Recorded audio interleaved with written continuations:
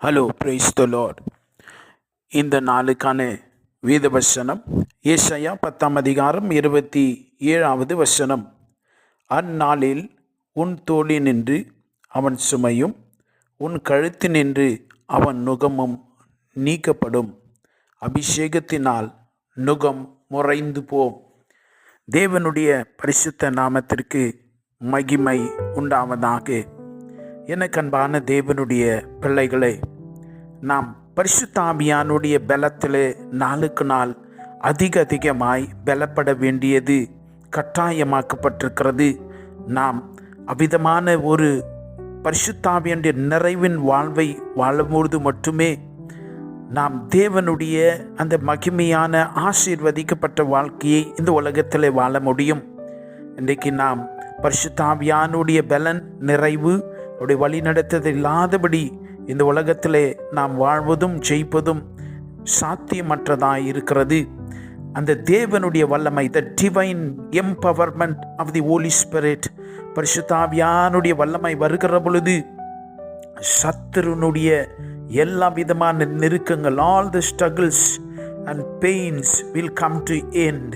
எனக்கு அன்பான தேவனுடைய பிள்ளைகளே, நம்ம சுய புத்தியில் வாழக்கூடாது, சுய பலத்திலே நாம் வாழாதபடி வார்த்தையின் வல்லமை, வார்த்தை நமக்குள்ளே எந்த மட்டும் அந்த வார்த்தைக்கு நாம் இடம் கொடுக்கிறோமோ, வார்த்தை இருக்கிற இடத்துல பரிசுத்த ஆவியானவர் அதிகமாய் அவர் அசைவாடுவதற்கும் கிரிகை செய்வதற்கும் ஏதுவாயிருக்கிறது.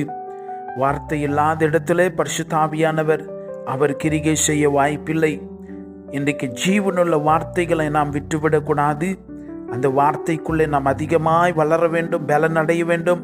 அங்கே பரிசுத்த ஆவியானவருடைய கிரிகைகளை, பலத்தை, சத்துவத்தை, அந்த மகிமையை, மேன்மையை, நுகங்கள் நம்முடைய வாழ்விலே, உங்களுடைய குடும்பத்திலே, உங்களுடைய ஆவிக்குரிய வாழ்வின் தடைகள், குறைகள், சரீர போராட்டங்கள், வியாதியின் கட்டுகள், இயேசுவின் நாமத்தில் எல்லா நுகங்களும் அப்பொழுது அந்த பரிசுத்த ஆவியானுடைய வல்லமை அசைவாடுகிற பொழுது, அந்த தேவனுடைய வல்லமை இறங்கி கிரிகைகளை செய்கிற போது எல்லாம் நிர்மலமாகி போகும். அதனால் அன்பான தேவனுடைய பிள்ளைகளே, வார்த்தைக்கு தியானிப்பதிலும் வாசிப்பதிலும் செவி கொடுப்பதிலும் வார்த்தையில நிலைத்திருக்கிற பொழுது, அவருக்கு பிரியமாய் நாம் வாழுகிற பொழுது, அங்க அந்த தேவ மகிமை, பரலோக மகிமை, நுகங்களை உடைக்கிற வல்லமை, அந்த மகிமையின் தேவனானவர் எழுந்தருளுவார். சத்துரு சிதறடிக்கப்படுவான். அல்லேலூயா. தேவ பலத்தில் நிறைந்தவர்களாய் வாழுங்கள், ஜெயம் பெறுங்கள். ஆமேன்.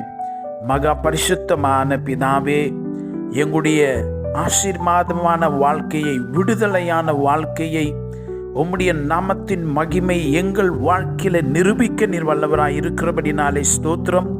இந்த ஜீவனுள்ள வார்த்தைகளுக்காக உமக்கு நன்றி சொல்லுகிறோம். நாங்கள் எங்கள் சுய புத்திய பலத்தையே சாராமல் உமையே சார்ந்து வாழ நீர் எங்களுக்கு உதவி செய்யும்.